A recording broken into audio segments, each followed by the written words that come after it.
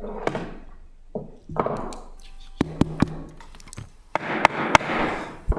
going to call to order the November 1st meeting for Environmental Matters Committee. And for the record, all the members are present. Let's see. Could I get a motion to approve the agenda? So move. Second. All those in favor, please say aye. Aye. Aye. Aye. All those opposed, motion carries.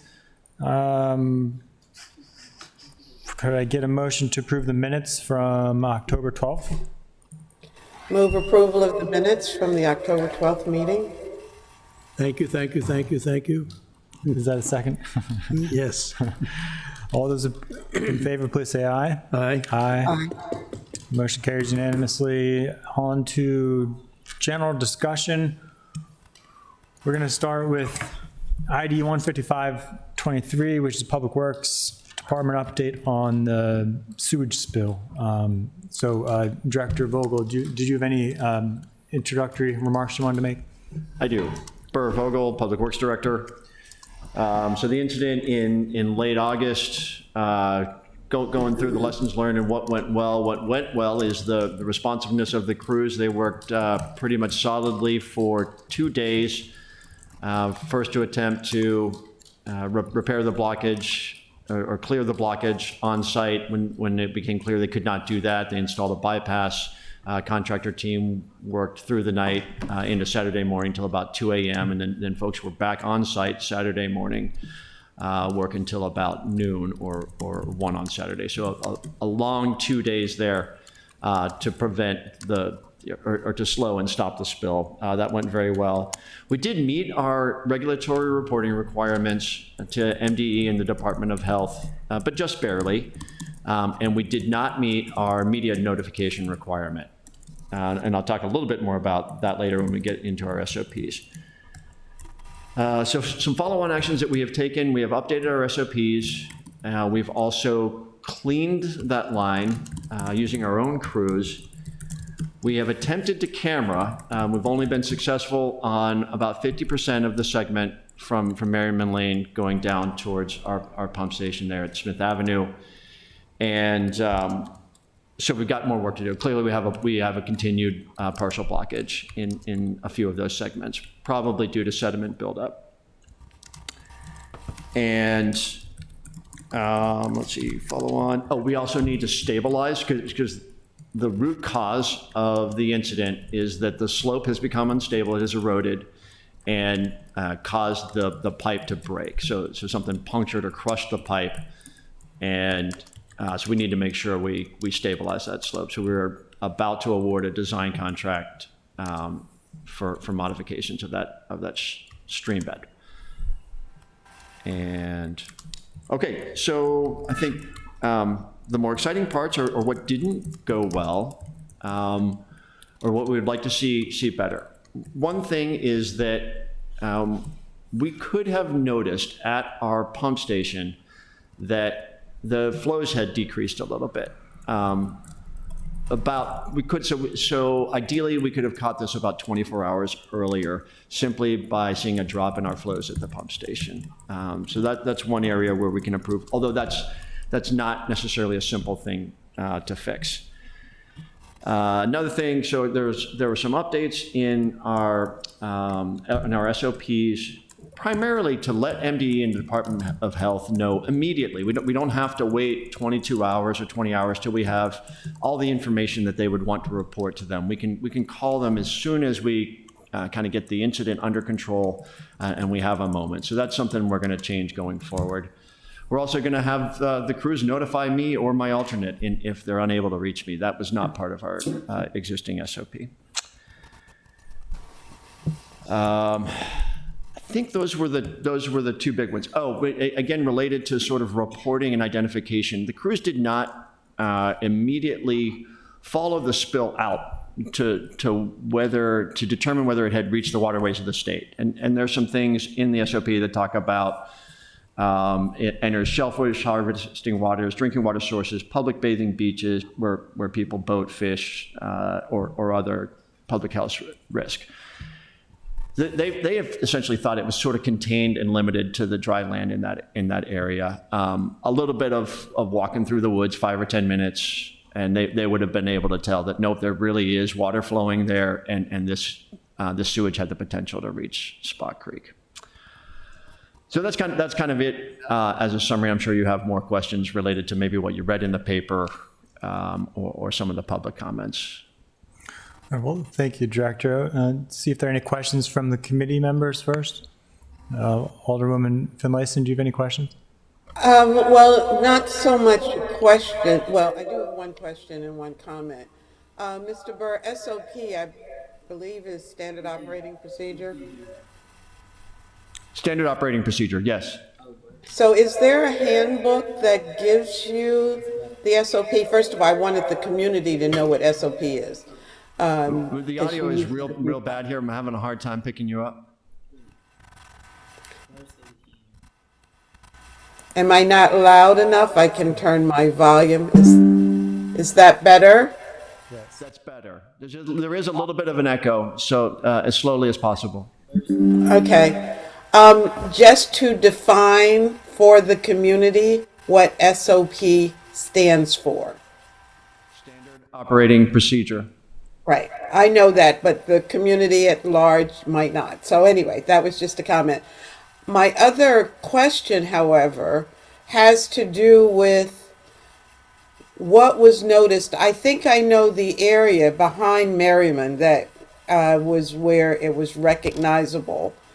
Are we doing things to recognize other slopes that have the potential problem of crushing a pipe like this? Not yet. And a plan? I mean, not yet. What are we talking about? I really hadn't given that any thought. Okay, but you do see that if we are proactive, then we may be able to avoid other incidents like this. Yes. Okay. All right, thank you. Alderman Arnett? Is this a section of sewerage that did not have the relining that we're doing throughout the city? Correct. This has not been relined. Okay, so as we continue that process, hopefully we'll head off any additional possibilities of these kinds of breakages and leaks? Certainly. Just our ongoing recapitalization and lining program is a big part of that. But we won't get to everything in the near future. So another piece is to expand our routine cleaning program, which some people would think of it goes hand in hand with inspections. When you just open up a manhole and you run our vacuum truck through it with running some water through there, that also serves a very valuable function in preventing these kinds of things. So we're going to dedicate more time to that. Thank you. So first, thank you. And first of all, I want to thank the crews for their responsiveness and late hours in getting this fixed. And also want to thank you for the nature of your response. I know it's good to hear that you're looking going forward as far as how we might be able to improve things to help avoid or minimize this happening again, or minimize or just making things quicker. So I do appreciate that. And along those lines, I think you've addressed most of my questions, concerns. I'm glad that the SP was reviewed and improved in light of this. And because again, that was part of it, is the public they weren't necessarily notified Right. quickly or with the right information, because we didn't know everything that was going on until later on. One question I have as far as improvements would be, you mentioned that we could look to determine how we can, basically that we could have noticed this potentially at the pump station earlier. So what do we need to do that? Are there additional sensors, monitoring devices that we need at some of the pump Sure. stations? So one of the things that we can do without installing any new devices is measure. Somebody makes rounds, goes into the pump station, and measures the amount of flow from that day. If we do that at the exact same time every day, then we know 120,000 or 1.2 million gallons Tuesday, 1.2 million gallons Wednesday, 1.2 million gallons Thursday. It's great. But if you're a little bit late one day, a little bit early the next, all of a sudden that consistency is lost, and it doesn't become obvious to you that you may be short a little bit. So just having them show up at that pump station every day at 10 o'clock, plus or minus 5 minutes, unless there's an emergency, will help. But long term, the ideal solution would be to install more advanced meters and then connect them through a SCADA system, which is supervisory controls and data acquisition. So we would be alerted out at our water plant that we had we would know immediately, or within hours instead of days. Yeah, if there's anything we need to add in the budget, it'd be good to know when that comes around. Thank you for the offer. Yeah. I think we should be able to afford it within the enterprise fund. Okay, great. And just to clarify what happened, I know one of the driving factors, or the main one, was a blockage in the system, right? And did that cause an overflow through the manhole, or did that cause an actual break in the line, or both? So the line was broken. Okay. Probably a foreign object or some debris upstream came down and then lodged itself just below that break, and so sewage was pouring out not in a manhole but out through the break. Through the break. Okay. So the break could have happened 6, maybe 12 months ago, or it could have been a very small break that slowly expanded. Then sediment since the line is compromised, sediment can get into the line, slowly building up a blockage, and then the final straw being some sort of an object from upstream getting in there. And so now we've got sewage flowing right out there at the break point. And you mentioned something needing to be stabilized. Sure, I it's didn't on a quite follow. slope. What did you mean with that? What's that? What did you mean as far as what particular needed The to get line stabilized? runs on a sloped area between the apartments at Heritage Court and the stream bed, and that is eroding. And it's really not stable. So it eroded due to the spill or independent? No, over probably decades. And that's contributed to the I would break? call it the direct cause, or the root cause. You think it was the root cause of the? Yeah. So rocks that would have been held in place by soil, the soil erodes out, the rock shifts or moves, and punctures or crushes the line. Well, that's an external object that broke the line. Right. But that rock being part of the slope where the line goes through, or sits on. Okay, so I'm a little confused. So there's an external object, but what about the internal? You said there was also a blockage? Sure. So okay, the rock crushes the line and then doesn't enter the line, but just breaks it, and then over the months since then. So let's say that was a year ago. Now all of a sudden, just dirt, right? Dirt and gravel can get into the line and slowly block it. And that's what we think, for the next 1,000 or 1,500 feet downstream, we think we have sediment in the line that's just been accumulating in there because of this break that occurred quite some time ago. And then, of course, since a sewer flows not under pressure, you're not necessarily getting a leak that whole time. The water's still flowing through as long as there's enough of an opening. It's only when the line becomes partially obstructed, then becomes fully obstructed, that we start seeing sewage at the surface, and that's when the problem got reported. Okay, because I thought part of it was a foreign object that was flushed down. No, that's, I think, Okay. one of the elements of the story that have maybe gotten a little confused, is that there was a single foreign object. No, I think we had a sewage backup upstream closer to Forest Drive 4 or 5 days before. Mm-hmm. And it's possible that when the crews went out and cleaned that manhole, that's something there. It wasn't a mop head, I don't think. Okay. I've heard that a good bit. And yes, we do find those, but in this case, it wasn't a moped or a very large object that caused this. Okay. It was probably something from that other blockage. How frequently do we video inspect? Was this a main line? Was this a? This is just one of many lines, collection lines in the city. And so we have a routine video inspection program for. No, we have very limited video inspection programs. We have a more robust cleaning program where the vacuum truck goes out, opens the manhole, and then just cleans a segment of line.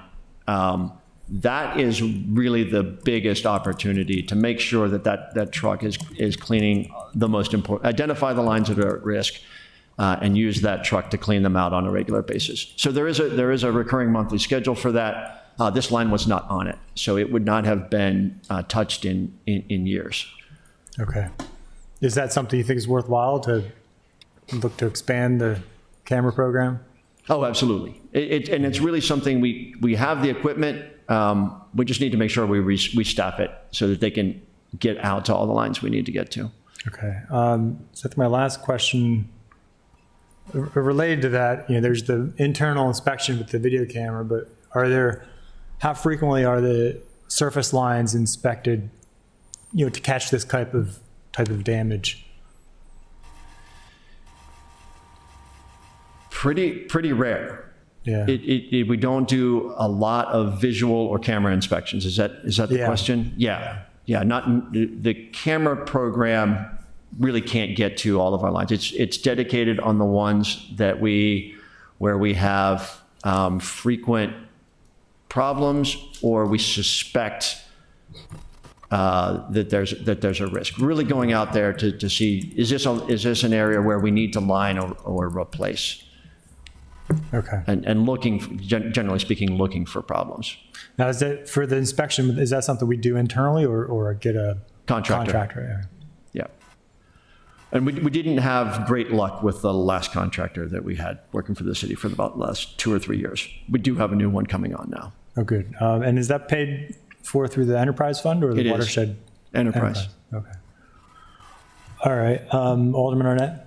2 quick follow-ups. One, in terms of the erosion, is this something where if we improve our stream restoration, the watershed improvement plan kinds of things, we can head off some of these potential liabilities due to erosion? In this particular instance, I wouldn't see that would have had much of an effect. But in other areas, we do have a lot of sewer lines running through our stream beds. And so the Back Creek, where the SPCA is, there's a sewer line running through there. There's also a shoreline or a stream restoration project. So the things do work in tandem. I think that's an important program. So I do also offer the notion that if we need to make more investments, this is something we would really not like to happen at all. And so to the extent that we need to be doing more camera work, but I was thinking about the monitoring the flow, that tells you that somewhere before the pump, there's something going on, but it certainly doesn't tell you where. Do we have more discrete measuring points in the system where we can see the flow is down by Spa Creek or? You're right, but at least knowing at the pump station that you've got a problem somewhere gets you out there looking for it. Right, okay. And it's not terribly hard to start opening manholes, and all of a sudden you find a manhole that should have flow in it and doesn't. Right. You found it. It's Okay. not terribly difficult to go through that exercise. Well, I think the sense of the council is whatever we need to do to support this is something we want to do. And I think the question would be, since this is an enterprise fund, do we need to look at the fee as far as increasing it to include funding to enhance to do more of an aggressive inspection schedule? I have not heard that resourcing is really a limitation right now, Okay. because there are a lot of different constraints Yeah. in terms of, our sanitary engineer can only do so much, manage so many projects. So I think we're okay. We're probably keeping up from where we are. And I think what I hear is that we have about 5 or 6 sewer overflows per year. And that doesn't sound to me like a terrible number, Yeah, and I get, relative to the county. Let's say I think we're probably as good or better than our peers. and I guess the question at some point would be interesting to see is, for the past few years, how many spills or overflows that have we had situations, as far as what does it add up to as far as nutrients going into into the bay, into our waters, and how does that relate to our MS4 goals? Because I think our MS4 numbers do take into consideration the sewage. Oh, interesting. That's a great breakages. question. I hadn't thought of that. And so this most recent spill may end up hurting us as far as those credit. I don't know entirely how that works, but at some point we'll ask for Ms. McCowan to come and give an update on that MS4 program. That might be a good time to touch on that subject. Are there any other questions before we let Director go? Alrighty. Thank you for your time. And then I'll stick around for the comp plan discussion. Is that? Well, it sounds like you have other things to prepare for another event Okay. coming up today, but we may want to follow up with you at some point about that. Thanks for having Yeah. me. Comp plan will be hours and hours. Yeah, yeah. And that's not going to come for another. We still have to talk about the tree canopy and then the comp plan. So get out while you can. All right. So next on the agenda, we have, I'm going to move up to ID 14923, the tree canopy discussion. And I kind of want to jump right into, we received the presentation at our last meeting. And so I just want to open it up to the committee members to see if you had any questions, comments based on that presentation that you may not have gotten answered last time or had a chance to address. So with that, I'll open it up to the committee, my colleagues. Alderwoman Finlayson, did you have anything right now?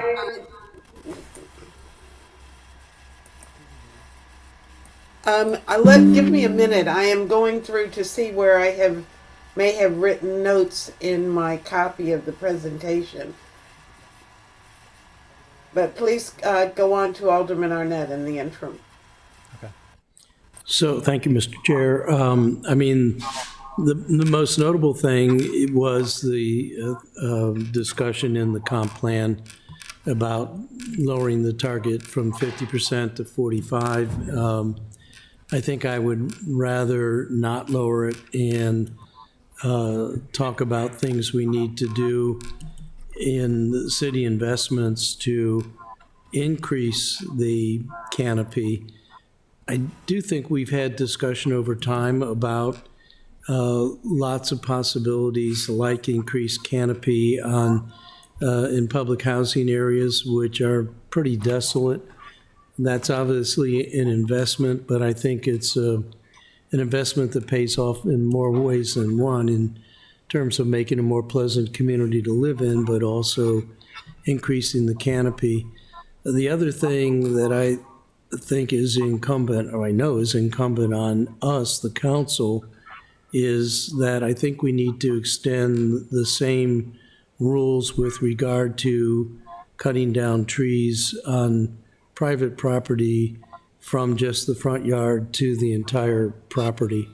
I know in Ward 8, we've lost some really gigantic specimen trees that were big losses, but were not preventable That may mean that we're going to have a more rigorous program in terms of adjudicating. I remember the one woman who testified in the council about a tree that was right next to her house and was threatening it.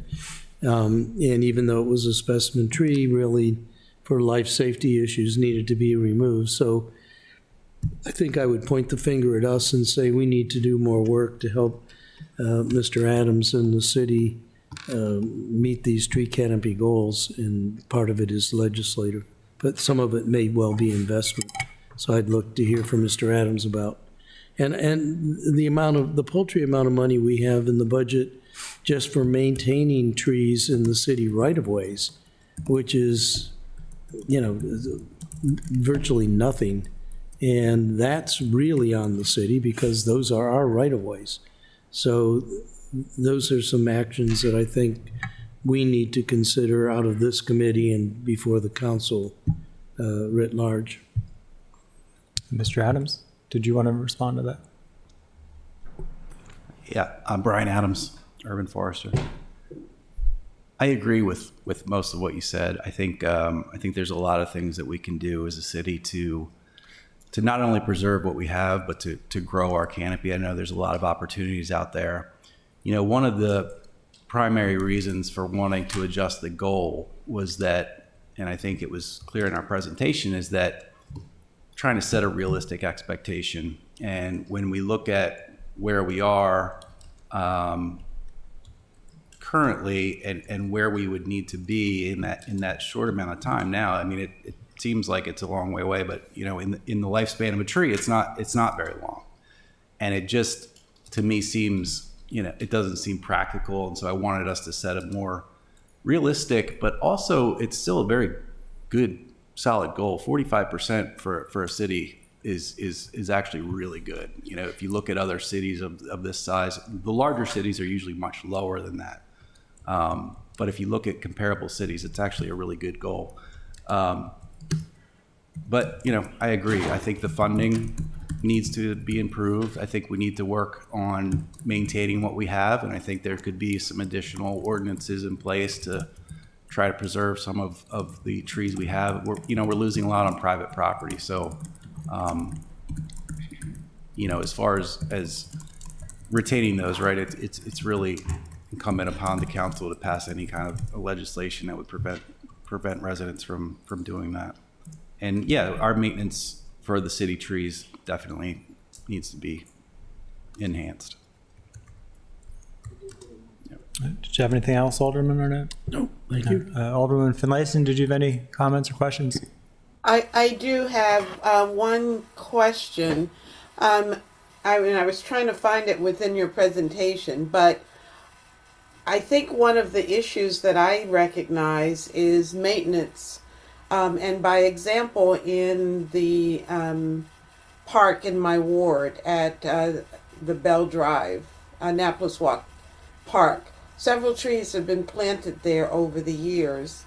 And I would dare say at least half of them did not survive.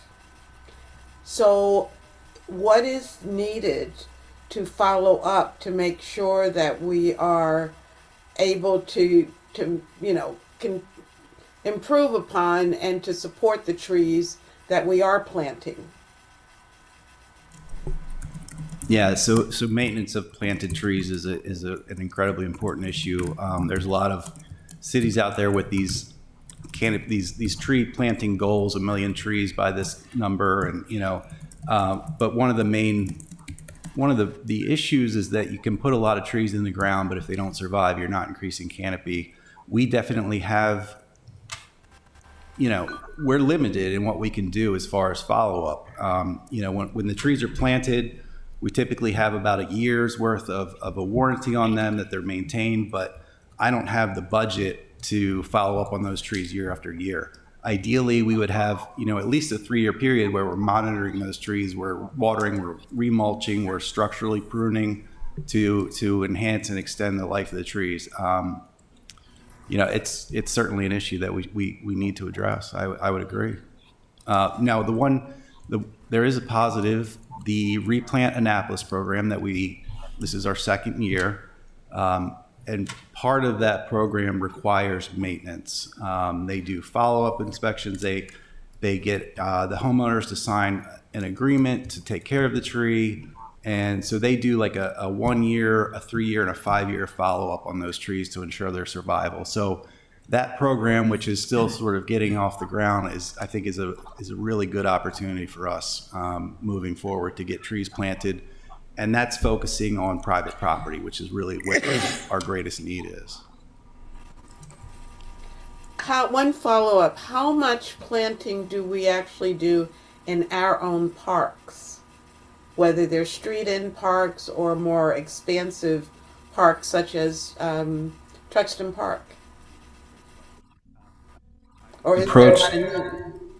I was approached earlier this year by a group that had some funding for trees to be planted. They wanted to plant on City of Annapolis property. I did some research on open space property within the city, and long story short, we were not able to plant trees for one reason or another. We had other departments that didn't want trees. We had right-of-ways, we had utilities, and our parks department does not want more trees in their parks. We've been able to put a few here and there, but the open spaces they have, they want to retain. So there seems to be this conception that there's a lot of room out there for tree planting on public property, but it doesn't exist in practicality. I think, and correct me if I'm wrong, and maybe this is my memory, but in the past when community groups have received funding to support such as trees, we take them, but then there's no follow-up with the organizations. You know, they don't do their maintenance or, just general follow-up. So is that part of the problem, or is it because we're trying to maintain open space at the same time we're trying to increase tree canopy? Yeah, I think there's not a unified mission overall within the city to focus on the tree cover. I think everybody sort of has their individual goals and ideas about how the properties should be managed. So I found it very difficult to find open space, public space to plant trees for one reason or another. When we do plant on the city public property, typically our parks department is responsible for the follow-up. So they'll do the watering and the maintenance and the mulching and that sort of thing. So those trees are typically cared for, the ones that we're planting on public property. Mm-hmm. Thank you. Thank you. Yeah, so I'll go through some of my questions, comments, and thank you to the committee for those questions. Very good. And speaking of rec and parks, I think, because I understand that rec and parks, they need to keep their open space for recreational opportunities, but I think there are opportunities still on the edges in particular, because the one that pops up to mind right away is, because I used to live right there, is on Pump House Road. So between the pool and that ball field next to the pool, as you're driving down the road there, and I'm looking at the street view now, there are no trees. So there's a whole row. Now, granted, there are power lines, so there'd be shorter trees, but Underground them. Huh? Underground the power line. Yeah, we could underground the power lines, but also put lower canopy trees. But that is an ideal. Same thing as I'm looking at it along Primrose Road, along the field on that side. So there seem to be, and these are the kind of areas which I think we need to also point out to the school district as opportunities, because I think those won't interfere with their recreational goals. But I think, and that's where I think the council can help, in the city manager's office, is if we can come up with at some point, when I guess when you get around to, so you mentioned putting together a plan for, I think, as far as reforestation, expanding the tree canopy, and those kind of things might be opportunities for you or a consultant to really highlight, and council can dig into it, departments can dig into it. So also I want to echo what Alderman Arnett said as far as the goals. I definitely want to stick with the tree canopy goal, and my rationales have a number of different rationale for it, but I think for goals, we really need something inspirational. I think we do, like you said, have a really good tree canopy to begin with, especially compared to many cities. But we need more, and I think we need to strive for more. And something inspirational really helps because it forces us to figure out how are we going to meet it. Like that's what I think the benefit of this exercise and the presentation is really helpful in that regard. Let's really figure out what we need to do if we want to meet this goal. And because as you've said, that really needs part of it's going to be funding. And as you're well aware, and I think as my colleagues who've been on the council a long time, that's one of the first things in my 6 years now on the council, first things that get cut in the introduced budget is the tree budget. And so this is the consequence, right? We've now had a tree canopy reduce, I think you said 2 percentage points.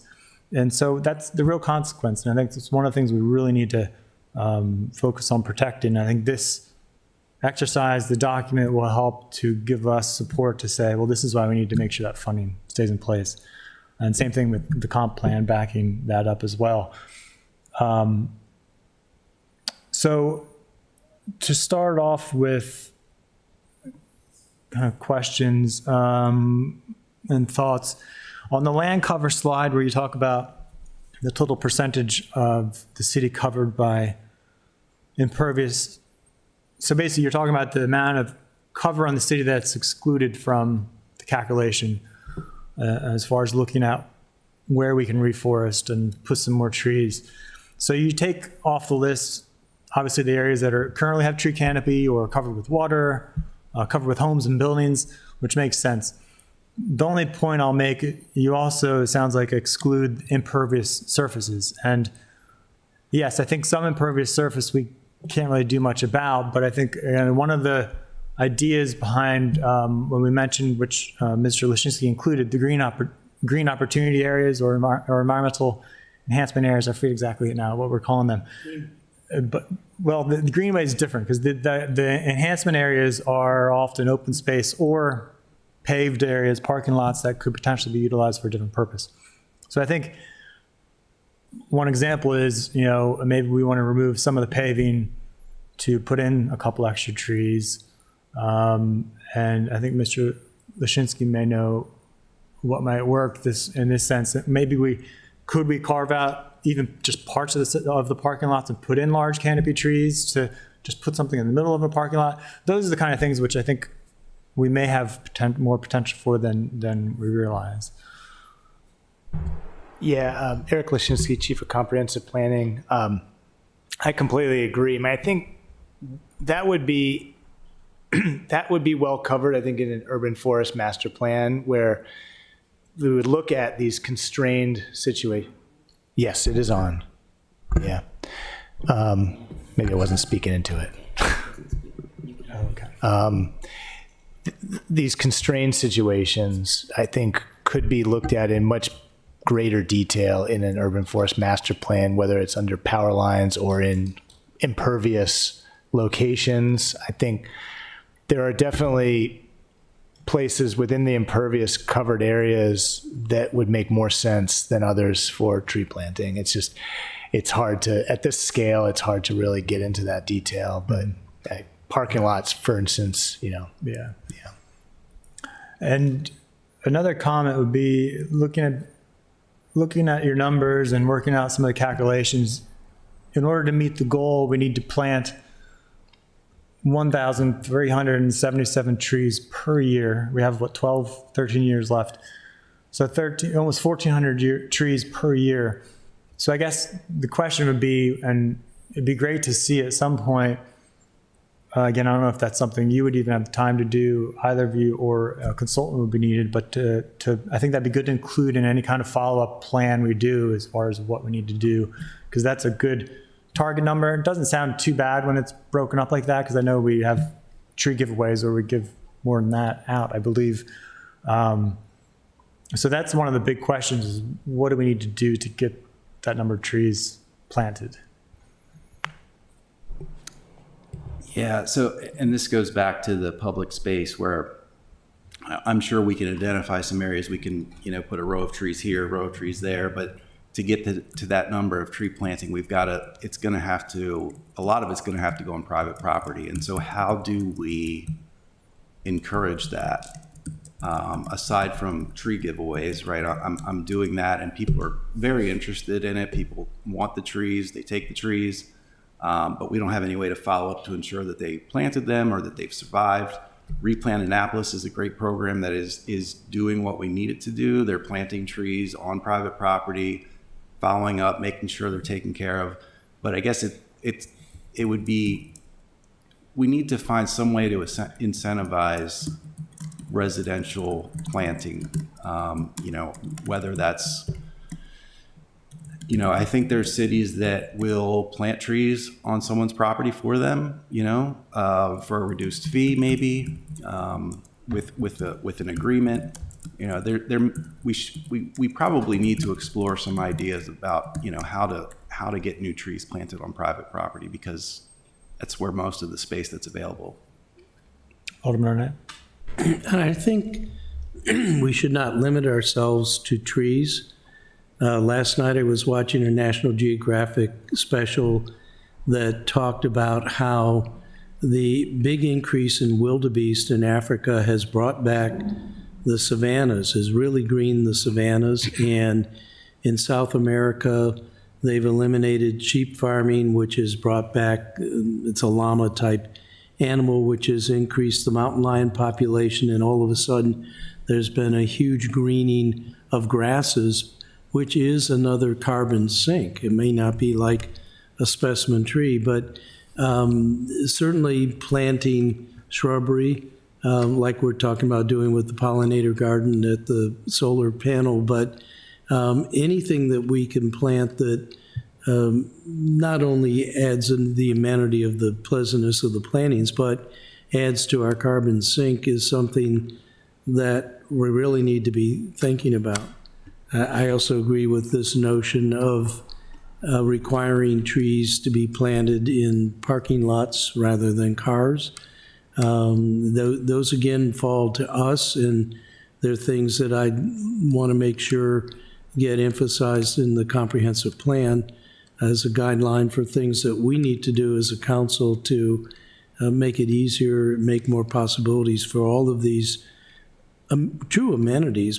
Carbon sinks, though, as we continue to grow as a population, I see where Africa is growing huge. 40% of all the youth in the world are now in Africa, and Africa is industrializing as a result of that.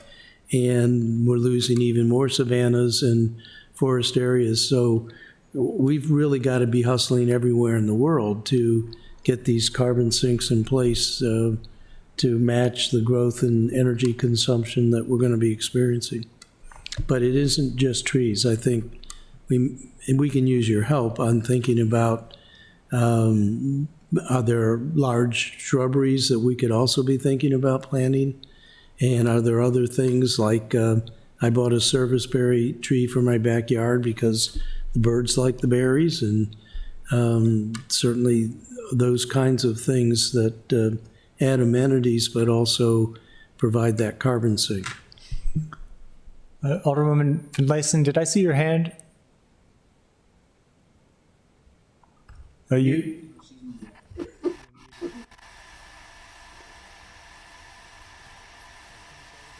Alderwoman? Oh, you no? Okay, I'm seeing you nod your head. So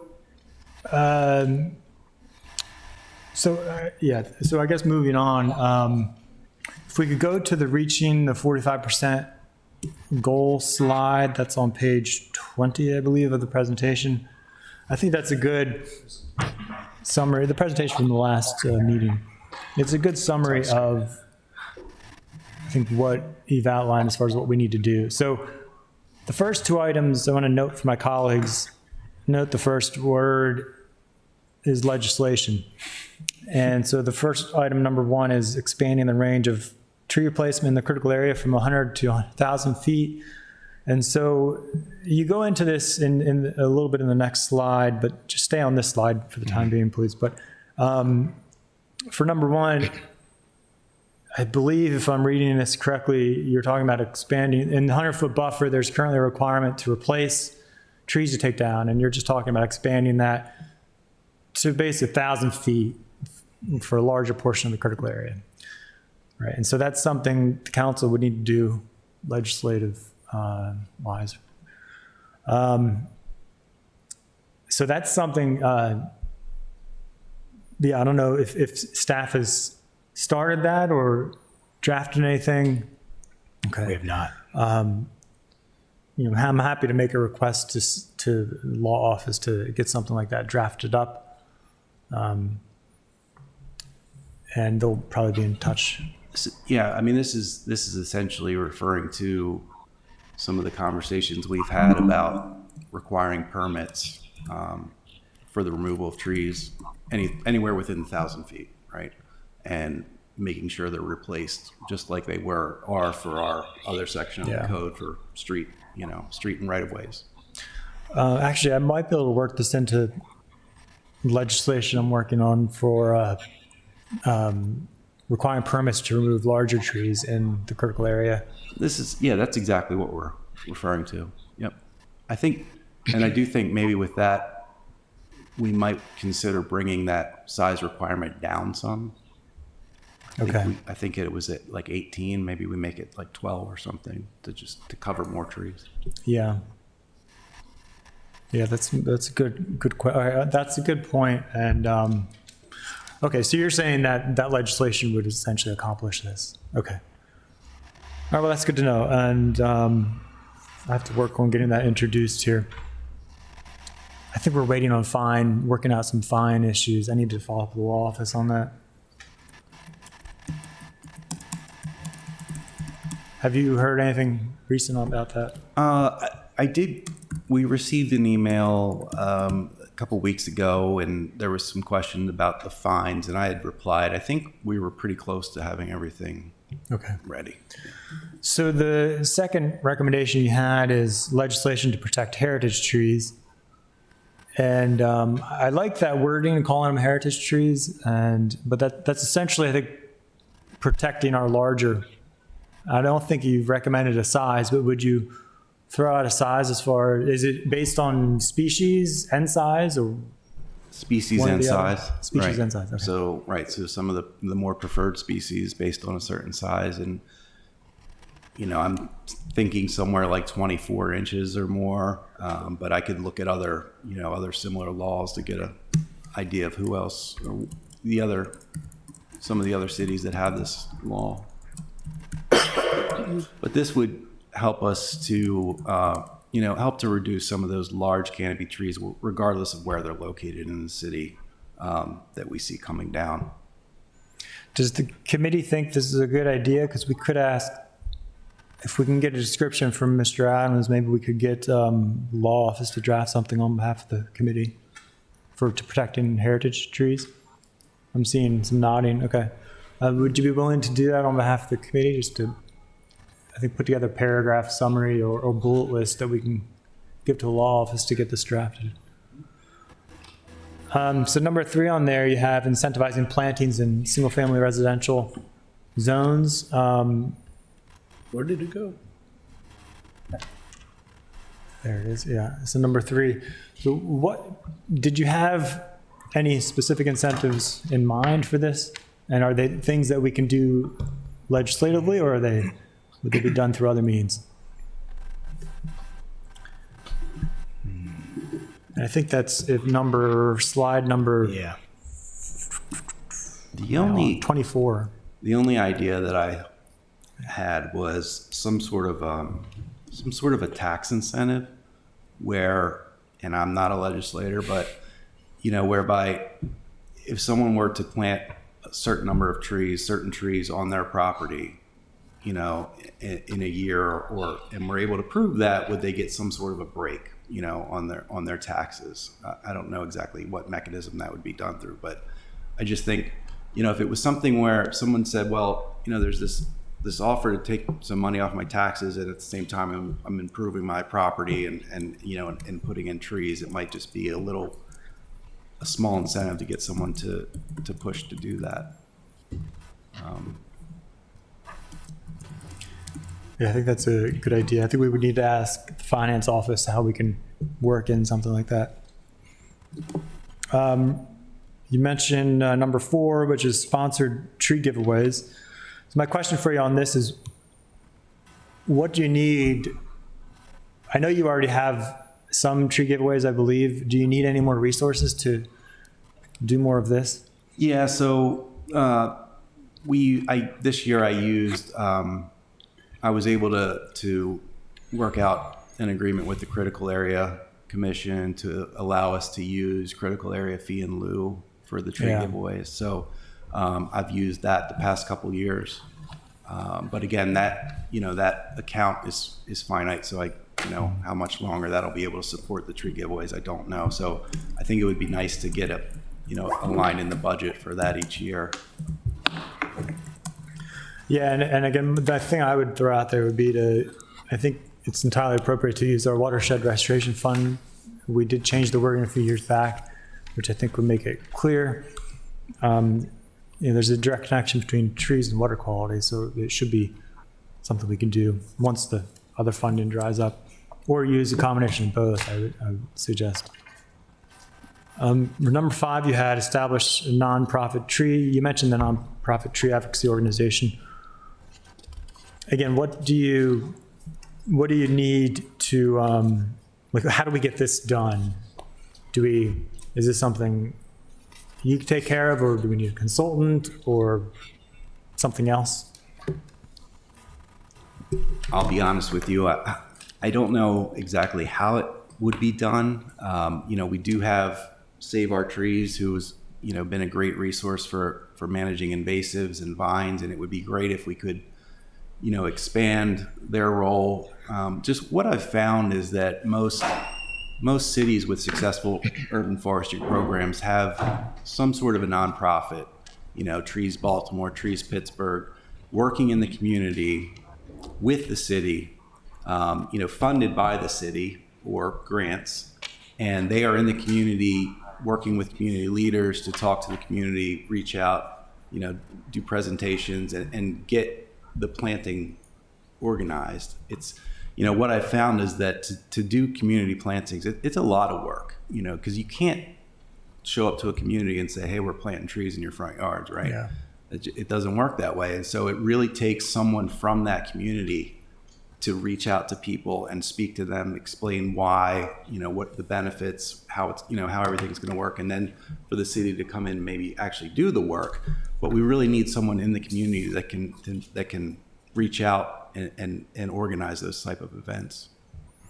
Yeah, that's certainly part of it, and I think Mr. Lashinsky, it'd be great to include. I know some of these are in the comp plan. I'm not sure if all of them are in there yet, but if They're all in there, I think. if they're translated into action items, it'd be good to see, like, for example, just this number 5, exactly what we would need to do to get that ball rolling as far as setting up a nonprofit. Is that So would we need to find the community leaders to help set that up, and what can the city do to help?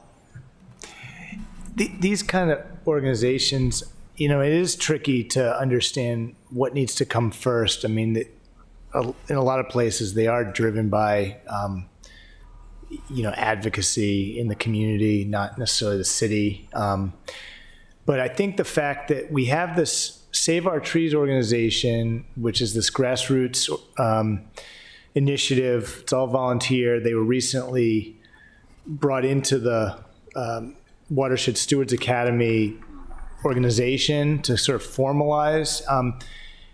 It does seem like if we could advocate for having a dedicated staff person that's focused on Annapolis, that's sort of like I wouldn't call it an executive director because Watershed Stewards already has an executive director, but a program manager for Annapolis that could help organize the volunteers that are already involved with Save Our Trees. That might be the best next step, just sort of a full-time person that could help organize the volunteers. Because I think we can build on some of the momentum that's already there. Yeah, and if you guys think that would be helpful, then maybe that is something we need to bring up in the budget and something we could potentially fund through the watershed restoration fund. You know, there's a lot of money in there. One position is not going to take that much out of it. And if it's going to help us meet this goal and help us meet our water quality goals, I think it's something we may need to do. And, you know, I'm kind of thinking about it similar to our resilience authority where, although in that case, it's the county paying for staff, we may need to also look to pay for staff on whatever the equivalent body is for the tree canopy in the forest. I happen to notice this just related that the Resilience Authority brought on one of the first service year staff persons through Governor Moore's initiative. That might be an opportunity, you know, some, you know, very energetic recent graduate, you know, could be that person, you know, Yeah. if they have the right background. All right, so the last item on, you have reaching the 45% goals. Number 6, develop an urban forest master plan. So kind of a similar question for this. Is this something you're working on, or is this more aspirational, what you want to do? And if it's something you want to do, what do you need to get it done? Aspirational. Again, what I've found in the industry is that most of the successful urban forestry programs have gone through this exercise of putting together a strategic plan, and it brings together all the departments within the city. It brings together, you know, external stakeholders, the community. It gets community buy-in, and uses canopy data, and it puts together a formal plan on how to achieve what's achievable and how to go about achieving it over the next however many years. There's the potential that I'm looking into the potential for grant funding. I'm not sure if this is something that they'll cover, and it also depends on sort of the community and how much we need tree canopy, because if you look at something like the American Forest Tree Equity Score, we are actually doing really well, you know, compared to a lot of cities in the country. So I don't know if the grants are based on local need or not. So I'm looking into that further. It's a pretty expensive, you know, plan to put together. It takes a lot of time and effort, but you know, I'd be happy to start looking into it further to see what kind of costs are involved and how long it would take to put something like that together. Yeah, that'd be really helpful so we can figure out if we want to fund it and how to fund it. But how's this differentiate? How's this differ from what the funding you received this last budget? I think was that just for a canopy update? Yes, so the canopy update is essentially, you know, that's one piece, one bit of information that would go into the urban forest master plan. Okay. Yeah, the funding in the last budget would be, so this new software, it would give us our current canopy cover, but they've also got some really neat tools that allow you to sort of use GIS data to look at open areas and sort of plan out, if I were to plant however number of trees in this area, how does that impact my canopy goal or my percentage? So they've got a lot of interactive tools that you can use to help plan and prioritize your planting work. Mm-hmm. So that's something that we'll once we get through the purchasing process, we'll have that for a year to see, you know, how that fits our needs and if we want to continue to utilize that software. So that, along with the tree inventory, and then, you know, you put that together along with you know, ordinances, and so all of that sort of comes together in the master plan. Okay. All right, great. Thank you. And I'll definitely circle back on those things. I'll put those on my budget list for this next budget. My last topic, the last topic I wanted to bring up has to do with some other things that we can potentially do. And so there are three categories to this. One is what we need to do to stem the loss, what we need to do to expand tree canopy, and then, actually, I guess those are the two main points, groups. So the first one, what do we need to do to stem the loss? Because clearly what we've been doing has not been, I guess, successful enough as far as expanding our tree canopy. So part of that, as far as stemming the loss, we already mentioned some of the things about tree protection that we're going to be introducing soon via legislation. Another thing would be, as I think was mentioned already as well, for better maintenance of our forests and lands, both on the private and public realm. And Mr. Lashinsky, I think you may have noticed in some of my comments on the comp plan talked about this, because I think there are external requirements. I mean, my neighboring community has a large chunk of forest that's part of it's protected, but there are invasive species ivy all over the place. We have property maintenance laws for homes. Why don't we have property maintenance laws for our forests? And they need to be managed. We can't just have them be wildland because they get taken over by invasive species. So that's something, and I also, something that came up recently, from some constituents of mine. But so there's that public part of it, and then there's, the private part of it, then there's the public. We also have a lot of forest land in the city that's owned or managed by, I guess, Rec and Parks. So do we need to boost their ability to maintain those forests? Are their staff trained up to do it? Do they have the tools?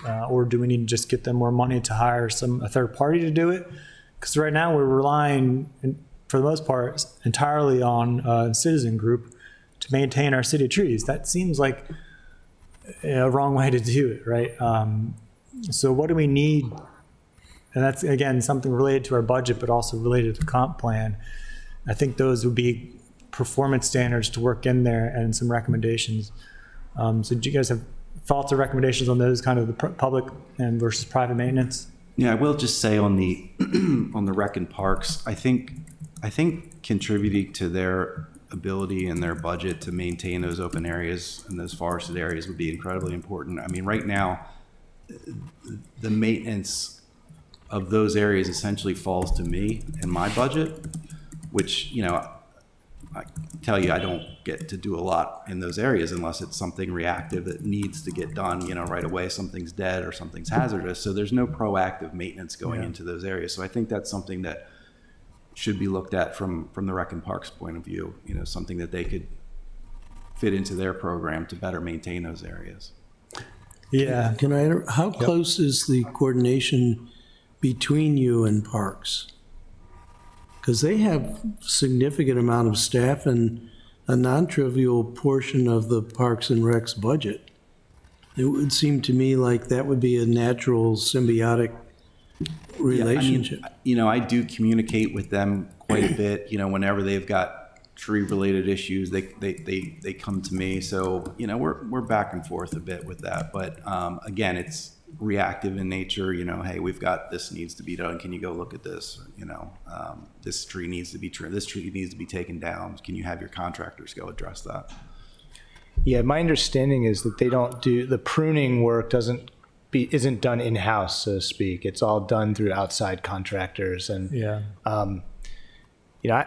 And that's fine, but at least it's getting done. Well, what I'm saying is that, I think they have 8 full-time staff, Rec and Parks does, and if none are qualified to do the pruning, and we have limited funds to hire outside contractors, that's when I think it doesn't happen.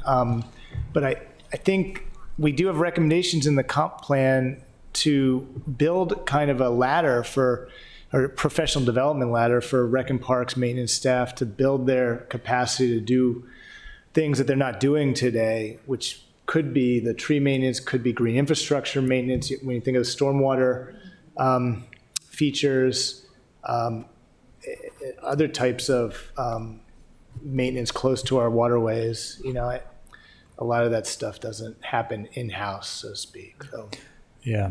It'd be great if we could, if we are going to be increasing our planting on public property, if we could have them be the ones that take care of those trees, that do the structural pruning every couple of years, that maintain the trees, so that we're not paying contractors to do that. Our costs would be considerably less if we did that in-house. Yeah, and I know, just as a comparison, what the county does, like for stormwater, and I think trees to a large degree as well, but recreation and parks, as well as the Department of Education, kind of, they handle all the stormwater and trees, is my understanding, on their facilities, their properties. Public Works basically does everything else. And I think it's related to the budget requirements, budget needs. So maybe that's something we need to talk to the city manager about. How do we, because clearly I think we could safely say I'd like to say, be able to say that it's a priority of the council. And if it is priority of the council, I think we need to have that conversation with city manager. How do we make sure that happens in rec and parks, as far as, again, maybe hiring an outside company to do the maintenance, but we need to get the money there somehow.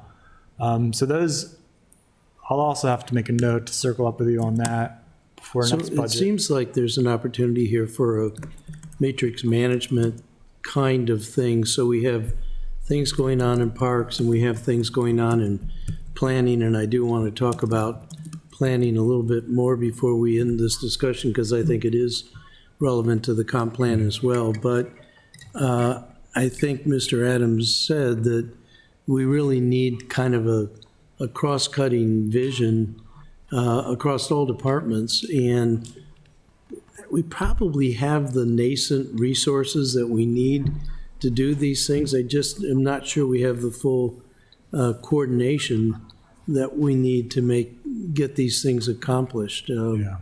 So maybe that's something that we can work on. I don't know if it's a legislative thing or it's a comp plan thing or even a strategic plan kind of thing that we need to look at. But I think you're right, Mr. Chair, that this, for overwhelming majority of the council, this is a very high priority.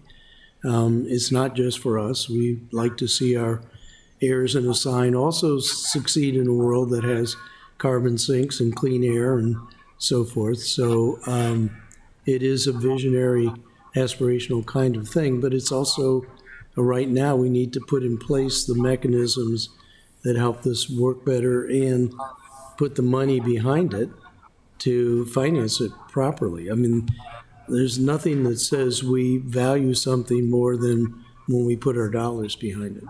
Absolutely. And I saw Alderwoman Finlayson, saw your hand. Yeah, I just wanted to make a comment because we are talking about recs and parks, and I'm not sure whether there has been a discussion with the director of that department to find out what the capacity is. There's no question that there should be a cross-departmental discussion and priority planning, but I would make that part of one of the steps going forward, to have the director of the respective departments be part of the discussion so that they will recognize what the needs are and be able to speak to what their capacity is. And if there isn't capacity, then it would behoove us to figure out how to fund it or staff it or whatever is required. Do we want to invite the director or relevant staff to one of our future meetings? Well, I would Yes, actually have a discussion with Mr. Adams as a first step to find out, first of all, we don't know how aware the other departments are with the recommendations. So, I would think the first step would be to share with other directors, what the strategies are and what the recommendations are to see how they can be accommodated. And before we bring her before, or anybody else before the committee, I would think an internal discussion would be beneficial. That's a great idea, Alderwoman. Mr. Adams, would you be able to speak to Rec Parks about that and get back to us? Yeah, just to clarify, so you want me to find out whether they have the capacity to handle this sort of thing, to handle the maintenance of the forested areas, the park areas, but then also maybe do additional maintenance for trees that are planted in the future? Whatever is needed. You have a strategy for increasing canopy. It should be a joint interest of everyone. And so what of those recommendations will require assistance from other departments. And in this case, specifically, we're talking Recs and Parks. So what is it that they can accommodate us with? What is it that they're already doing? And what is it that they can increase their capacity for? Further increase it. If I may. Thank you, Alderman Arnett. So I'm kind of struck that we don't have anybody from the city manager's office here, but it seems a little bit unfair to put on Mr. Adams going across and talking to a department. Ms. Hodo's representing the. Oh, city manager's okay. office. Well, Would you like to I join? do think that I would make Alderwoman Finlayson's point in a slightly different way. I think we're talking about a three-legged stool at our level, which is the comprehensive plan, the strategic plan, and the budget. And those all need to be coordinated. And then it gives the staff the signals from this level what we would like to get accomplished. And then it gives them the ability to say, sure, I can do that. Yeah. Give me another 100,000, whatever the number is. So I do think that we really need to have that. There's different layers here, and we really need to have that top-down from our perspective layer, which is through the city manager. Yeah. So Yeah, I would agree. I could certainly look into what they're currently doing and what they'd be open to, but obviously I can't ask the director to do things for me. Yeah. Well, that's where I think city manager's office is going to come in. So Ms. Hodo, if you could brief Ms. Gold and see how you two might want to handle that. Yes, I'll happily talk to her about this discussion. And I'll have her reach out to Brian at the very least to get things started. And maybe we could add that to, Sheila. add that to the list that the Resilience Office reports on. I mean, that your office reports on. Alderwoman Finlayson? Just to clarify my comment, I was suggesting that there be a collaborative discussion. Because what I heard, and maybe it wasn't intended in that fashion, but what I heard was us asking Recs and Parks, without having a discussion with them, to expand their capacity. And my recommendation, and I am standing by my recommendation, that they simply have a discussion, a collegial discussion that is not in any way directing anyone to do anything, but simply to share the needs, the proposals, and the needs to see how we can reach the solution that we need, the resolution that we need. So I agree, no one's going to direct anyone. We know the city manager's office is, overseeing all of that. But there is no reason why there can't be a collaborative or collegial discussion. That's all I'm requesting. Understood. I think we're all on the same page with that. Thank you. All right. And so that's kind of talking about the topic of what we need to do to stem the loss of forest. Next question is, what do we need to do to expand it?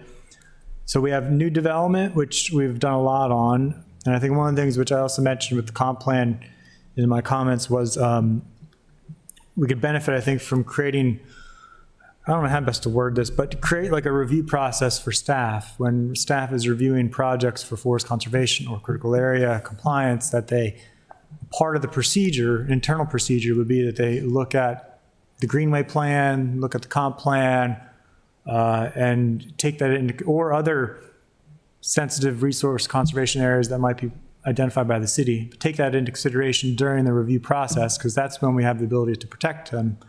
And right now, that's kind of written in the code, but I think it'd be beneficial to have that worked into our own internal processes for reviews. So if I Yes. may, so kind of a checklist, just like we Yeah. develop for stormwater management. Yeah, exactly, yeah.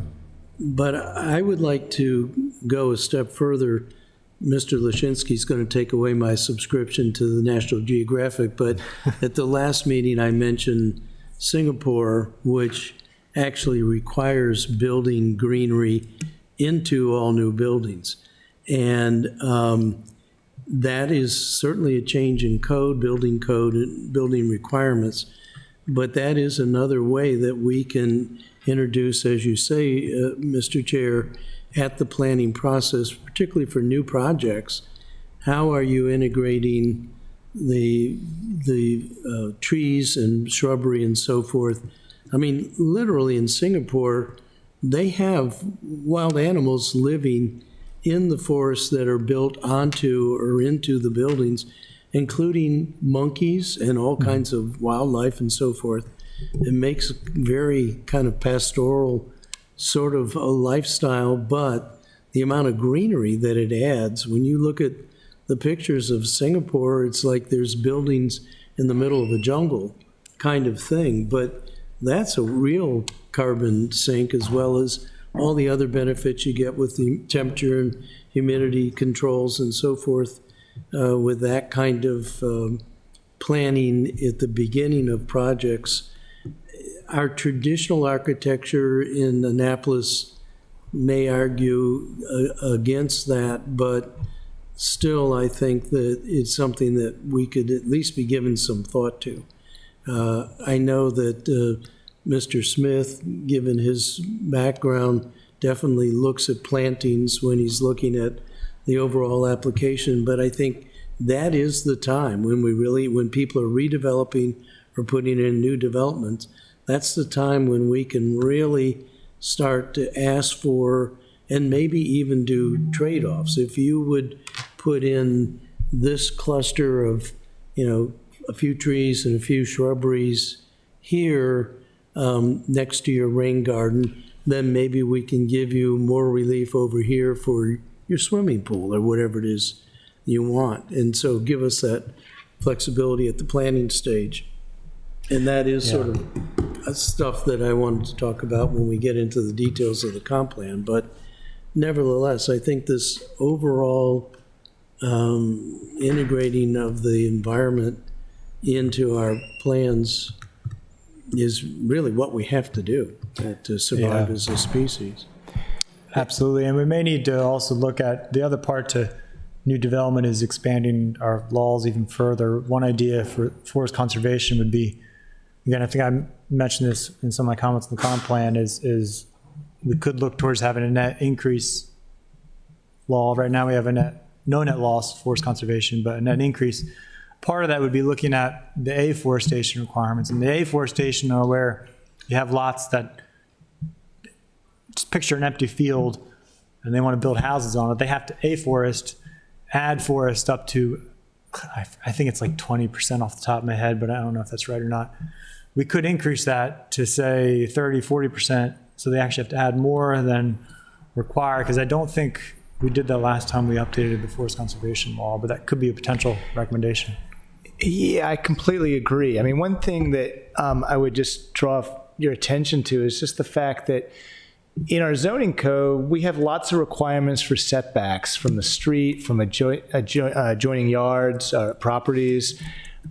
If you drive around Annapolis or walk around Annapolis or bike around, you'll see a lot of what you see in those setback areas, particularly from the street, is just lawn, or it's just very suburban in nature. It's not a lot of imagination in terms of how people are treating that space. And I'm not just talking about residential setbacks, but commercial setbacks. I mean, I see these situations all the time that are, just kind of manicured.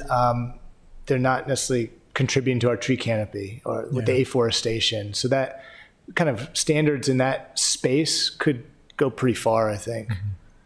Yeah, absolutely. You should look at Jane Lawrence's front yard. There is no grass.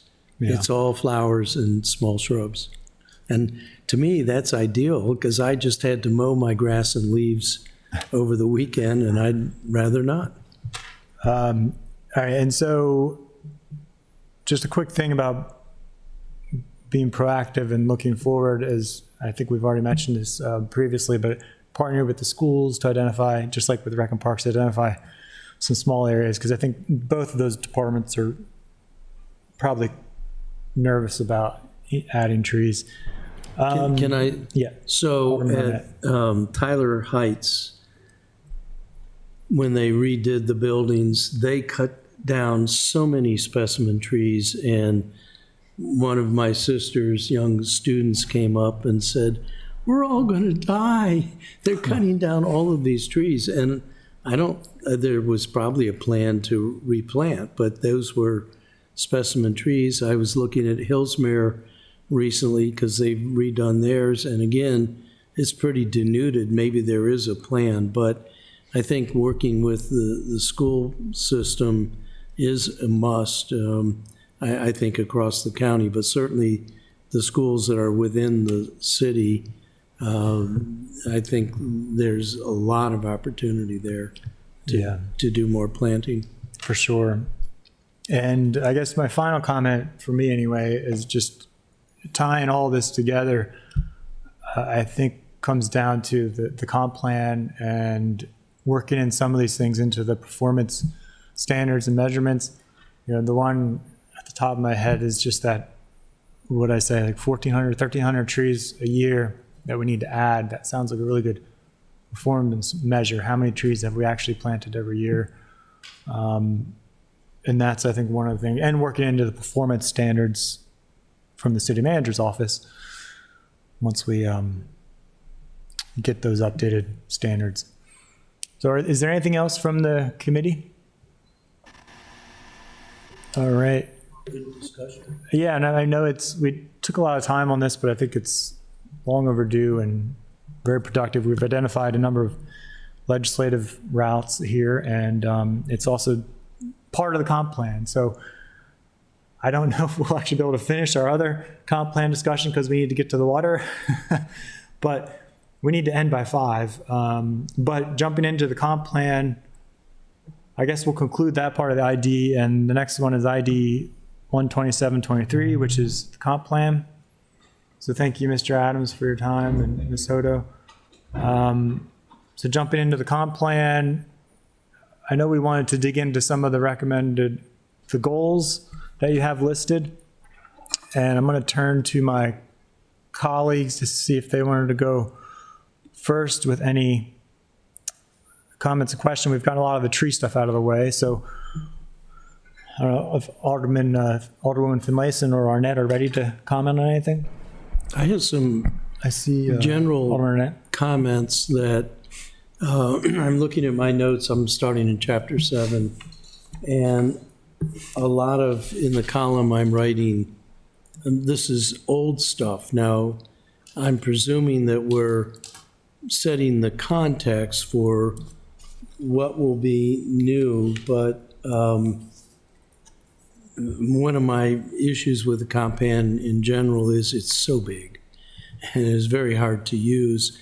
And while I understand we need to establish the predicate for the new and visionary things, I'm trying to figure out how we focus in on what are the new ideas and also what are other new ideas that we would like to see incorporated into the comp plan. And that same general comment carries through to the goals and performance recommendations, which quite often to me read a lot like what's in the department's performance measures. And I do think there should be a coordination between the comp plan and the performance measures. And I do know that we're working on improving the performance measures. But it's hard for me to sort of separate out, and maybe this was the goal when the plan was being put together, separate out what is comp plan and what is the work plan for each of the departments and so forth. And then on all of these, I'm really looking for much more measurable outputs rather than saying, like on equity, we should be sure that equity is included. This is a different chapter entirely. Equity should be included. That's not good enough for me. I want to have some specific new things we're doing. And again, I'm taking it out of context. On equity, I think we all agree that there should be equity in the development and redevelopment. But just saying there should be is not the same as saying, here's 3 things we can do to make sure equity is incorporated. I'm sorry for taking that out of context, but the same sort of general comment. I have lots and lots of comments in the columns, page by page, of the comp plan, and I don't know how we possibly get through that. I assume all my colleagues have similar. I think the big picture, because Yeah. I sent Mr. Lashinsky all my individual comments, but what I'd like to focus on for this meeting are some of the bigger picture. If we have comments, for example, each of the goal sections, like just for example, one of mine was having to deal with, let's see, one of the water quality goals. Mr. Chair, I hate to interrupt you. I do have some questions, but I don't think we're going to get through this today. And I do apologize. I'm going to have to get off this meeting. So I will hold my questions until I assume you're going to bring this back to our committee for further discussion, since you said you have to be finished by 5 today. Yes. So that gives us 30 minutes, or you 30 minutes, to finish this discussion. So I will bring my questions and concerns questions to the next meeting, if that's fine with you. Okay, thank you. Okay, thank you. I'm going to have to jump off. Take care. Thank you. Thank you. Bye-bye. Thank you, everyone, for presenting. I appreciate it. Mr. Chair, could I ask a general clarifying question? I know the Planning Commission is working on the draft, and they're going to be coming in with their recommendations, and I don't know how substantial their changes are and whether they're in sync with comments that I just made or not, but I'm trying to figure out how useful it is to be making specific page-by-page comments when the pages may all change and maybe even significantly. No, that's a great question. So we provided a memo to the Planning Commission a couple weeks ago that identified what we felt were substantial changes that were needed to the draft plan based on the comments that had been received from the public and the Planning Commission. That was sort of entered into the record. They approved that memo, and that basically released staff to sort of draft these changes. I'm happy to share that memo with the committee. I could share with the whole city council, frankly. And one of them is to create an action plan. To your point about this being an unwieldy plan, we did get plenty of comments about that. And so we're creating an action plan that's going to take the current Chapter 13, which looks like what's on the screen now, the summary of goals and actions. It's going to take that, and it's going to combine that with an executive summary to create kind of a more concise document that people can refer to for, and that a lot of the narrative will still be in the full document. That's more of your background context. And, you may have mentioned this at one point before, maybe informally, but this idea of clarifying what are those signature ideas, what distinguishes this comp plan from the last comp plan that could kind of summarize. That is something we put into our memo to the Planning Commission that would be in the new it would be actually added to the introduction chapter, but also in the executive summary. So, that I think will be helpful. Yeah. And we're really trying to have a completed, updated draft, I should say, by that is approved by the Planning Commission by the end of this year, so that in the new year the City Council can take it up. And we're trying to address what we understand to be bigger concerns that have already been expressed by city council members, either formally, informally, so that we can not have to deal with those when it comes to city council. So that is definitely on our minds. We have reached out to all the city council members over the last year plus, and so I think we have a good sense of where many city council members' focuses are. So Yeah, that's good to hear, and Yeah. thank you. And just echo a colleague's remarks. I think there's a lot of, I don't mean this in a insulting way, or there's a lot of fluff. There's a lot of detail, which is good. It sets the context. It does set the context, but I think the real meat of it's going to be the recommendations. And so, I was looking at other jurisdictions. The first one that usually pops to mind is Rockville. So I took a look at theirs, and I thought theirs was a lot more concise. It's actually around the same length. I think it might be a little less, but I noticed with some of their recommended actions, they were, especially in the land use and even environmental, because we have a lot of goals, recommended actions that are not necessarily directly related to zoning changes, right? And that's the intention of the state, is to have this be directly related to that land use. And I certainly I agree with a lot of the goals, but I think that's something I noticed with Rockville's. They had specific land use actions that could be taken as far as updating code to do X, Y, and Z. And that's where I think it could be beneficial to see those, maybe to reorient some of those goals. So that'd be one place I would definitely recommend you take a look at.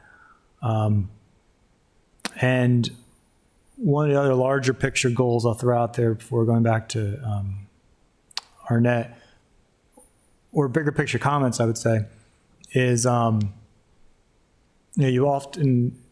recommendations are often focused on incentives instead of just recommending requirements or recommending, again, changes to a code. And that's, I think, pertaining to the environment. That's something I notice where sometimes, I think we need more than incentives often. We need to, I think, have requirements put in place, more regulation. I'm, a Democrat, definitely like more regulation. But I think it's a different approach, and also the orientation on, we need to think in some of these areas they're focused on new development, which I think we need to look at. How do we're not going to have too much more new development, really. So it's about how do we change what we currently have. So how do we convert the parking lots into different uses? What code do we pass to get more of the mixed use you want, and these kind of things.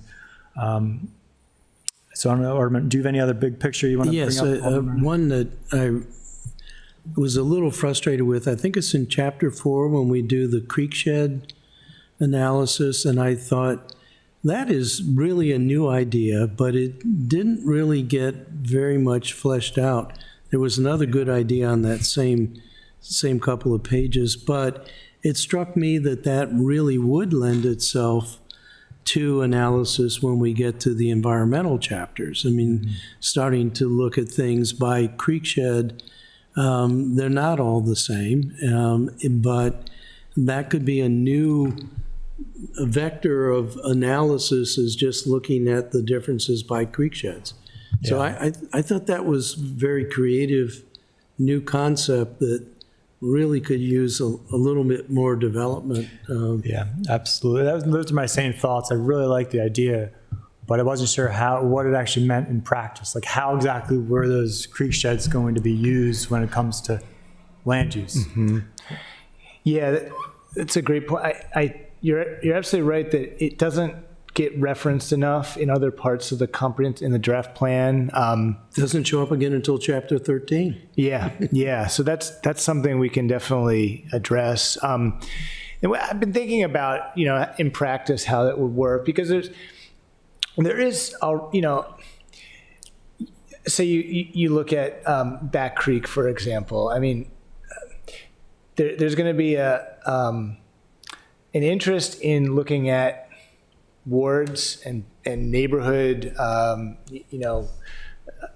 neighborhood identities that are kind of well established, and it's going to split Eastport, for example. And so some Eastporters will be more focused on Spa Creek, but I think in a way you could still look at, so the way it's worded now, small area plans would be oriented to a particular creek shed, but you could still say we did at Eastport, resilience study, for example, it could still be very heavy-handed on, focusing on the watershed limits, and so that land use changes or recommendations are still very much aligned with the watersheds, even though it's, looking at the Eastport Peninsula. And just maybe just a different way of prioritizing how we talk about place and, neighborhood identity. So, because it's Spa Creek. Also, it covers a lot of area, a lot of diverse neighborhoods. That's just, I'm just trying to think about in practice, how you could kind of apply that framework to other types of small. Even if you did, if we redid the Forest Drive sector study, I don't want to say we don't have a recommendation let's to go do back that, there. but you could basically orient all the recommendations. You have probably 6 different watersheds, that cut through there. And so I just think it's a very meaningful way of thinking about land use in this place that we live in. And Back Creek has 2 sides. Yeah. I think the largest industrial area in the city is actually on your side of Back Creek. So what a really dichotomous light industry and bedroom community, basically, with a shopping center. The most maritime districts of any creek, right, is Back Creek. Yeah. So I just thought it was a very exciting, challenging new way to have a perspective on things. But more germane to this committee and this discussion was I wanted to see how it would apply when we're looking at the environmental issues that have to do with creek sheds. And there may be that it's one size fits all, that stormwater management, planting of trees, natural shorelines is the same across all watersheds. Well, and that's a statement in of itself. That's a finding. Right, because we want to tie this probably with our equity goals. And so we would also presumably, if we're going to take the creek shed approach, do a canopy, for example, forest, do an analysis on, do we have equal canopy distribution amongst our creek sheds? If not, then maybe the comp plan should say, well, just as an example, I don't know if this is true, but Back Creek creek shed needs more tree canopy, or, I don't know, a college tree or something, whatever. We could do the same thing with water quality, right? If we actually have the data from the creeks themselves as far as water quality per creek, and or the appropriate modeling, but that's certainly another angle we could take. Or another one would be water access. Which creek has a greater need for water access points? And that would be something we would presumably want to emphasize in the land use code, to say, okay, or maybe the APF to say, okay, well, this development that's happening in this creek shed needs to have adequate public facility for water access or something, right? Or somehow, or the city needs to take more action to get more water access. Just as an example. I can see something even more specific. I think of Rod Jabin's yard, and it's row after rows of boats up on jack stands. What if in the middle, the boats are tending to face each other, what if in the middle we had a rain garden and trees planted there? It doesn't get in the way even with the mass, but it would be a huge environmental impact in an industrial area. I mean, it may not be practical. We'd need to talk to the owner, and maybe the owner would want some kind of quid pro quo that we couldn't afford, but still, I think it would make a much more attractive boatyard to have those row of trees separating the rows of boats, and I think would make it more temperate in terms of controlling heat islands and humidity and stormwater runoff. Well, that's the question for Mr. Lashinsky, though, is how would you handle that? If we did something like that, would you handle it as some kind of land use requirement for development that happens in those creek sheds, like redevelopment? If redevelopment were to happen in that particular marina, would that be when it would happen? Or are you going to use this as an opportunity for the city to target the city's actions, but those are kind of separate from land use? Or would you treat this as more of like a small area plan? I don't know. That's kind of the bigger questions we're trying to figure out how we're going to handle it. My initial concept. thinking is it would be more like a traditional small area plan, but just based on the creek shed boundary rather than a agreed upon neighborhood boundary. And so, and that example from Ellicott City is really a good example. I mean, it goes into really fine detail because it's almost like a comprehensive plan for Ellicott City. It happens to be focused on the urban watershed, but when we look at something like economic value, in a particular place, and we don't treat the quality of the environmental assets as part of that economy, I think it's really problematic. So it's like you sort of put the lens on all the things that would typically go into a small area plan. There's transportation, land use, parks and trails, economic development. You sort of put this watershed lens on all of those things. I think you end up with different types of recommendations. And I think you're right that there would be some recommendations or standards that are uniform across all watersheds, that we're trying to meet certain citywide goals, whether it's tree canopy or access to water access. But I think in each creek shed, there are priority locations that need some additional help, and maybe like a particular stormwater outfall area, and looking at the land that is around that's contributing to that. But I think that's where you might have changes in land use standards. So, just my initial thoughts.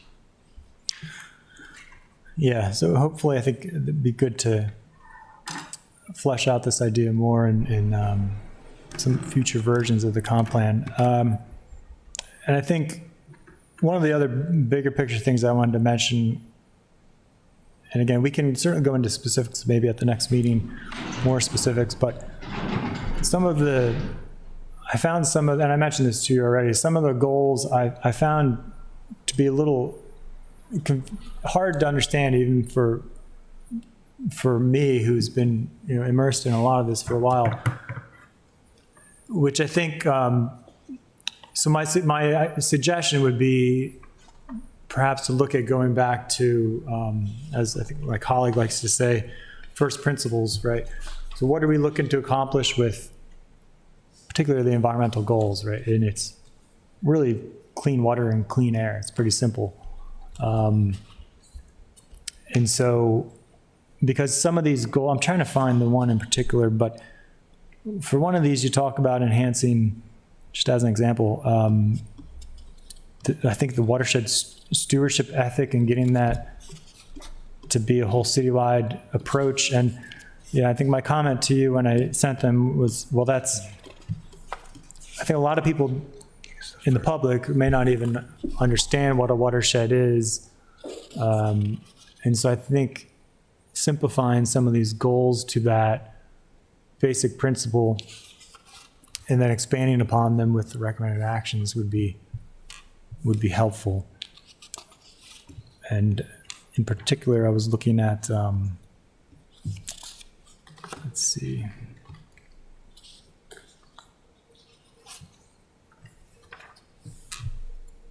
Do you understand what I'm?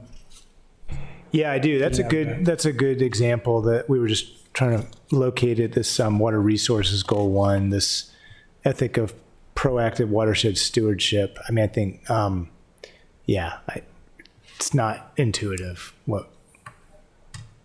Yeah, and Alderman Arnett, did you have any other big picture issues? No, I guess I've been reticent. You were good, you sent your comments. I actually talked with Mr. Jakubiak when I gave him the tour of Ward 8 and said I've been intentionally not commenting on the plan very much because I want to let the process go. And that right now, this is still a planning commission process. But I do, first of all, I find the comp plan exciting, and I recognize, I don't think we ever give you the amount of credit you deserve for the level of effort that went into this. And the document itself, I think, is an excellent resource document, particularly in setting context. But in terms of what my idea is, I want to see on all of our desks plasticized things that have the strategic plan goals, the comprehensive plan goals, and that all of the people that sit at that desk see those things. And so when we're working on anything, we're thinking about, just as you said, how does it relate to our air quality objectives or our land use objectives, our creating different levels of housing equity, all of those things. So I really hope we can get it boiled down into those kinds of bullet points. And I know that's going to be a tough job, and they may be very broad in the concept. But the plan itself, reading the plan, and the 400 some odd pages of the appendices, which themselves are pretty important, and also would note to some extent contradictory with other reports issued by the city, like the 5-year housing plan to HUD, which you and I have talked about, Eric. But it is a lot to digest, and I do have on my shelf of knowledge over my desk the 2009 comp plan, which I actually have with me, and the 2098, and the 2009. They are resource documents, and they really, if we're going to be comprehensive and we're going to plan, they really need to be usable documents. And so I tend to get into the weeds. When you read my folder here and you see all the comments page by page, but it does need to be something that can also be facile for us to use and make real when we do our legislative business. So that's the bottom line, really. And that's why my interest in trying to simplify and get back to first principles with some of these goals, because I found the one I was referring to, WR1, Water Resources Goal 1, reinforced an ethic of proactive watershed stewardship through all sectors of the city, including residents, businesses, and institutions. And just going through some of these goals for the water resources section, because that's kind of an easier one to talk about. Goal 2 is reduce the city's volume of stormwater runoff using a wide array of means to do so. And that's a pretty simple one. Number 3 is practice a comprehensive approach toward watershed restoration that reinforces the both ecological and cultural value of Annapolis waterways. That also kind of difficult to understand. WR4 is providing high quality, safe drinking water. That's easy to understand. WR5 is manage city's wastewater infrastructure to proactively mitigate instances of failure, backups, overflows. What I was thinking myself, tried to put some time as far as figuring out, well, what ways would I simplify this? And, the ultimate goal, at least one of the ultimate goals, is restoring our watersheds, right? And the first way to do that is increasing green space and forest, which is, we've spent quite a lot of time on already. Second one is increasing stormwater management, which can include reducing impervious surfaces, providing management on some of these asphalt jungles out there, or grandfathered developments that have zero treatment. And then the third thing would be performing stream watershed restorations. but that also can't be done without the first two. And so, because again, I think one of my comments with this section is that if you look at the WR4, which is providing high quality, safe drinking water, this sounds, the way that, so there are only 3 actions here.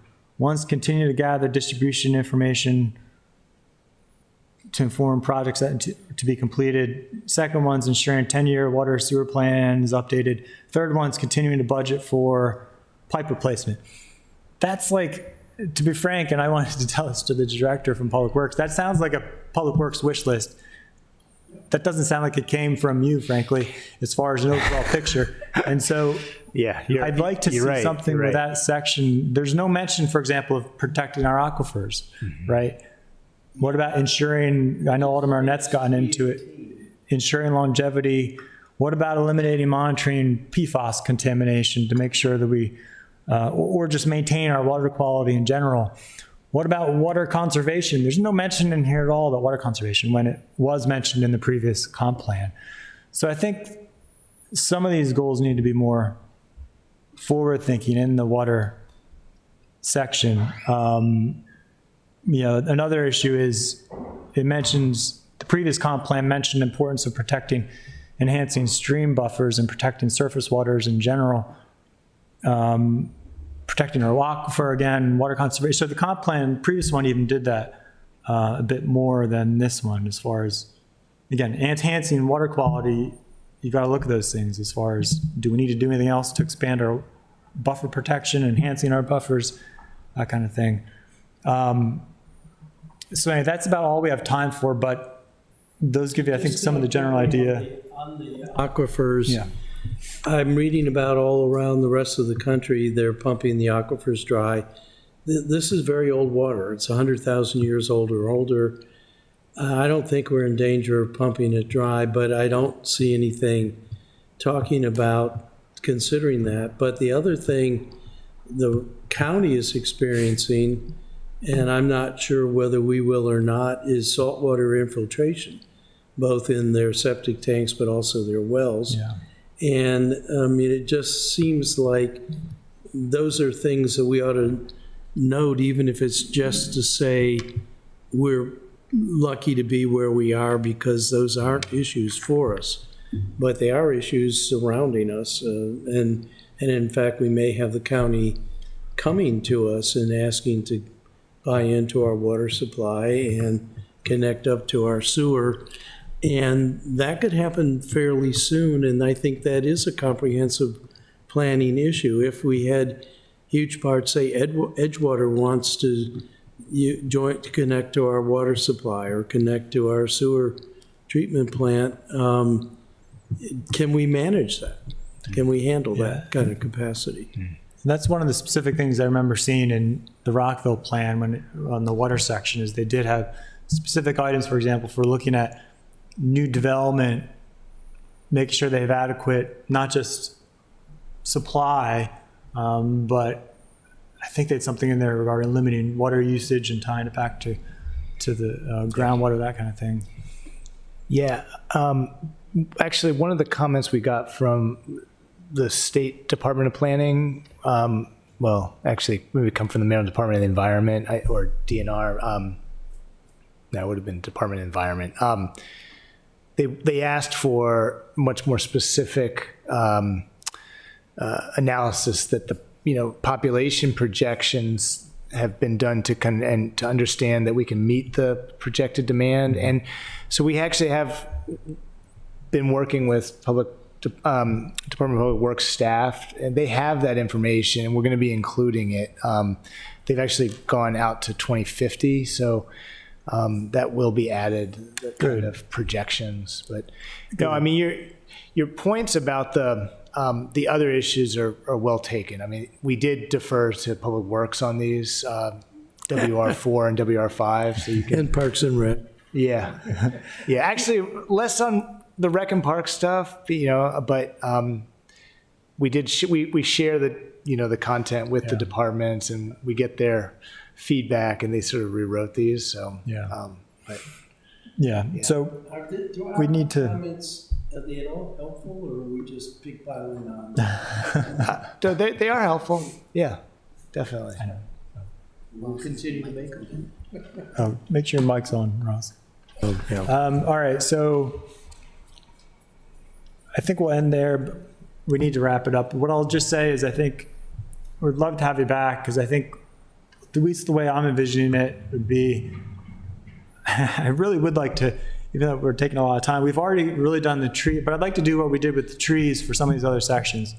So focus on, we can come back and start with the water resources section and really kind of try to flesh that out, some of our specific concerns, but also some of our larger. I think that we have maybe just a few more because there's also the whole stormwater section in this water chapter that we will, I think, need to get into. Here's what I found. So with that, does your computer want to make a motion to adjourn? Apparently, it wants to talk. I move we adjourn. I'll second. All those in favor? Thank, Oh, and planning yes, staff. thank you, staff, so much for coming out. Welcome. With that, all those in favor of adjourning, please say aye. aye.